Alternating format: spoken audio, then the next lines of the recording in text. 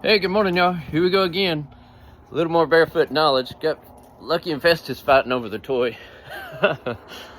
They're my morning entertainment. You got to go for a run with them two.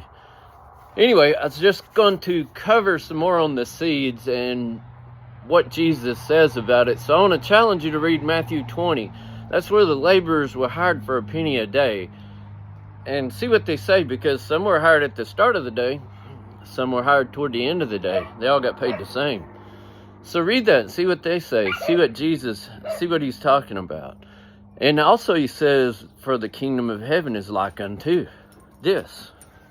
So also read Matthew 13. Talks about the seed falling on stony ground, soft ground, the difference between. Then he clears it up to the disciples. Why do you speak in parables? So then he talks about that. So it also talks about the enemy sowing a seed among the good seed. Read all that, see what you get out of it. See what you get.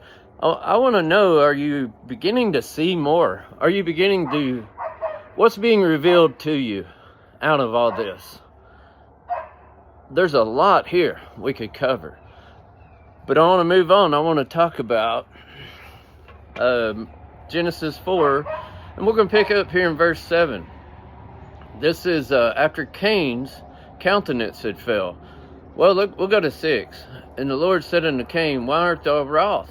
And why is thy countenance fallen? If thou doest well, shall not thou be accepted? And if thou doest not well, sin lieth at the door, and unto thee shall be his desire, and you shall rule over him. So, if thou doest well, will you not be seen as doing well? If thou doest not, so as you believe, so shall it be? Or is he trying to tell him about sin lying at your door, so that no matter whether you go in or out, you're going to walk through it? I think he's trying to tell him both. Sin lies at your door, and he shall desire to rule over you, but you shall rule over him. So I want to ask you this. What about where Jesus washes the disciples' feet? John 13. What did Peter say? Go back and read it. What did Peter say? No, should not be. And then he says, if you don't let me wash your feet, you have no part with me. Why does he say that? So Jesus goes on to explain. What about Matthew 10:14, where it says, shake the dust off your feet if they reject you in a city or a town? So it's very important what he's trying to say. Sin lieth at the door of all of us. We go in and out of. We walk through it. Are we going to let... What would Cain have had? Envy? Pride? What began this? Are we going to let that build up within us and overcome us? So, just curious. And I'm just curious whether you are getting anything out of this. What's being revealed to you through these videos or through these reading of the scriptures and following through? I find it very interesting that in Genesis it reads about the seeds. Jesus spoke about the seeds. In Genesis it reads about the sin lies at the foot of your door. He also reads about, or Jesus talks about cleansing their feet. All of it's tied together. So what is being revealed? What do we see? So I have something else here I want to go over real quick. And Cain talked with Abel, his brother. And it came to pass, when they were in the field, that Cain rose up against Abel, his brother, and slew him.